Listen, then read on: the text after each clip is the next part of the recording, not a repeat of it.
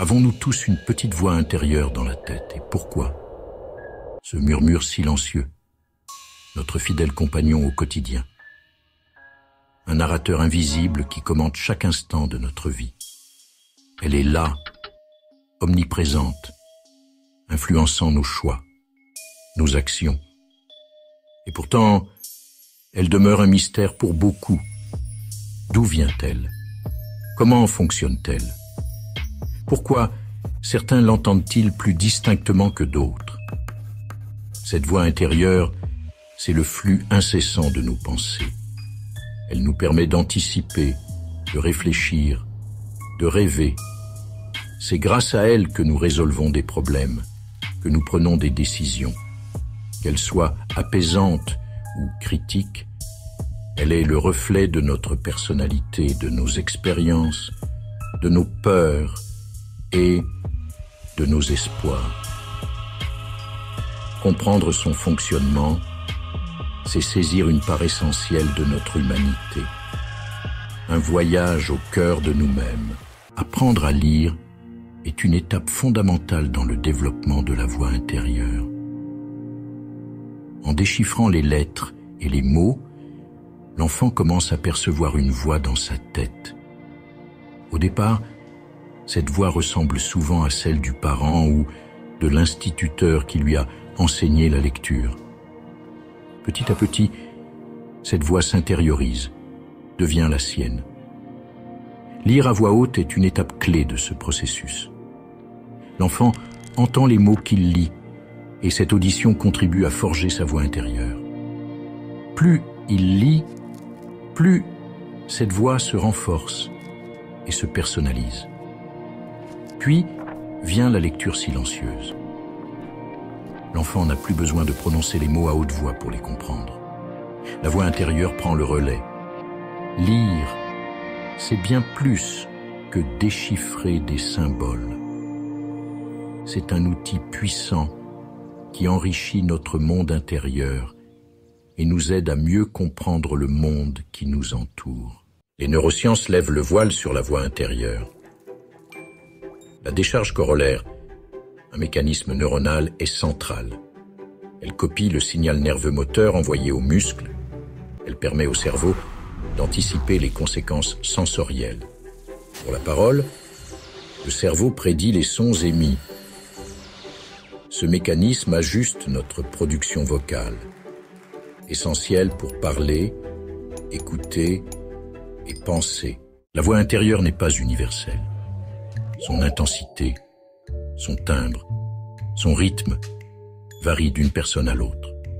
Chez certains, c'est un flot continu de pensées, un monologue incessant. Chez d'autres, elle est plus discrète, intervenant par intermittence comme un conseiller discret. Ces variations dépendent de nombreux facteurs: la personnalité, le vécu, la culture. Les personnes extraverties ont souvent une voix intérieure plus active, plus expressive. Les personnes introverties, elles, ont tendance à avoir une voix intérieure plus calme, plus réflexive. Le niveau de stress peut également influencer l'intensité de la voix intérieure. En période de stress, elle peut devenir plus bruyante, plus critique, plus envahissante. La diversité des voix intérieures reflète la richesse et la complexité de l'expérience humaine. Une symphonie intérieure, unique et personnelle. Chez certaines personnes atteintes de schizophrénie, la voix intérieure peut devenir envahissante et perturbante. Elle peut prendre la forme d'hallucinations auditives, perçues comme des voix extérieures, distinctes de leurs propres pensées. Ces voix peuvent être menaçantes, critiques ou donner des ordres. Ces hallucinations auditives sont un symptôme fréquent de la schizophrénie. Elles peuvent être extrêmement pénibles à vivre. Elles peuvent perturber le sommeil, la concentration et entraîner un isolement social. Les mécanismes neurologiques à l'origine de ces hallucinations restent mal compris. On suppose qu'il pourrait être lié à un dysfonctionnement des circuits cérébraux impliqués dans la distinction entre pensée interne et perceptions externes. La schizophrénie est une maladie complexe qui nécessite un suivi médical et un soutien psychosocial adapté. Un enjeu majeur pour améliorer la qualité de vie des personnes schizophrènes. La fantaisie est un phénomène récemment découvert, caractérisé par l'absence d'images mentales, y compris auditives. Les personnes aphantastiques ne peuvent pas se représenter des images, des sons, des odeurs, des goûts dans leur esprit. Pour elles, la pensée est abstraite, conceptuelle. Elle se manifeste par des idées, des sensations, des émotions, mais sans images mentales associées. Leur monde intérieur est donc fondamentalement différent de celui des personnes ayant une imagerie mentale riche. La fantaisie n'est ni un trouble mental, ni une maladie. C'est une variation neurologique, une façon différente de fonctionner. Elle n'empêche pas de penser, de raisonner, de créer. Elle influence simplement la manière dont l'information est traitée et l'interaction avec le monde. Un nouveau champ d'exploration pour les neurosciences. La fantaisie peut avoir des conséquences sur certaines fonctions cognitives, notamment la mémoire autobiographique. Les personnes aphantastiques peuvent avoir plus de mal à se souvenir d'événements passés de façon précise et détaillée. L'absence d'image mentale peut rendre le souvenir plus abstrait, moins ancré dans le temps et l'espace. La fantaisie peut également influencer la capacité à se projeter dans l'avenir. Imaginer des scénarios futurs, anticiper des événements, peut être plus difficile sans image mentale. La planification et la prise de décision peuvent donc être affectées, même si ces personnes développent d'autres stratégies pour compenser. La créativité peut aussi être influencée.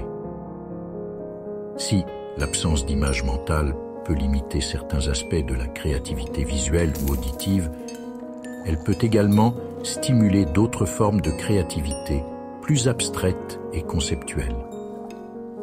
La fantaisie n'est donc pas un frein à la créativité, mais elle l'oriente différemment. L'étude de la fantaisie est un domaine de recherche assez récent. Les neuroscientifiques cherchent à comprendre les mécanismes cérébraux à l'origine de ce phénomène. L'imagerie cérébrale permet d'explorer les différences d'activation des zones du cerveau impliquées dans l'imagerie mentale, chez les personnes aphantastiques et non aphantastiques. Ces recherches pourraient permettre de mieux comprendre le fonctionnement de l'imagerie mentale et son rôle dans les processus cognitifs.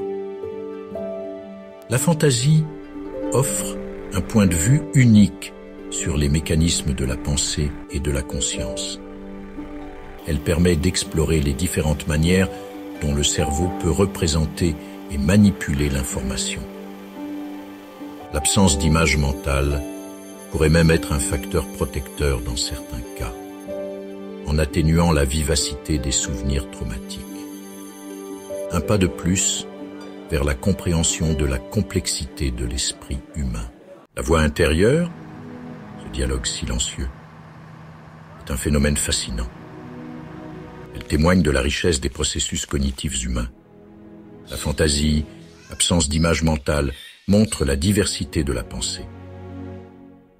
Comprendre ces variations est essentiel pour appréhender le cerveau. La diversité cognitive est une richesse à respecter et à célébrer.